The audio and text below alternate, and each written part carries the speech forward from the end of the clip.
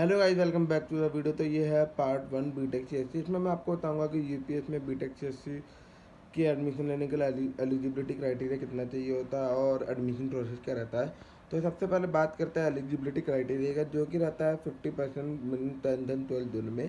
अगर आपके अबव 50% है तो आपका एडमिशन आराम से मिल जाएगा, और अगर आपके बिलो 50 है तो आपका एडमिशन नहीं मिल पाएगा। तो जिन्हें भी अपना एडमिशन कराना है, मैंने डिस्क्रिप्शन में एप्लीकेशन फॉर्म लिंक दे रखा है, जैसे वो आप फिल करेंगे आपका एडमिशन हो जाएगा।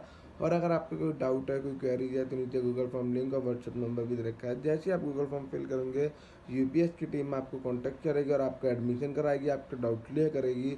और अगर आप गूगल फॉर्म फिल नहीं करना चाहते तो नीचे व्हाट्सएप नंबर भी दे रखा है, जिस पर आप कॉल भी कर सकते हो, चैट भी कर सकते हो और अपना एडमिशन करा सकते हो, अपना डाउट क्लियर कर सकते हो।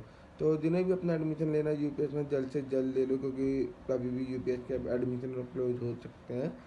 तो काफ़ी अच्छा रहेगा आपके लिए यूपीएस में एडमिशन लेना। तो वीडियो अच्छी लगी तो सब्सक्राइब करो, लाइक करो, शेयर करो चैनल को। बाय।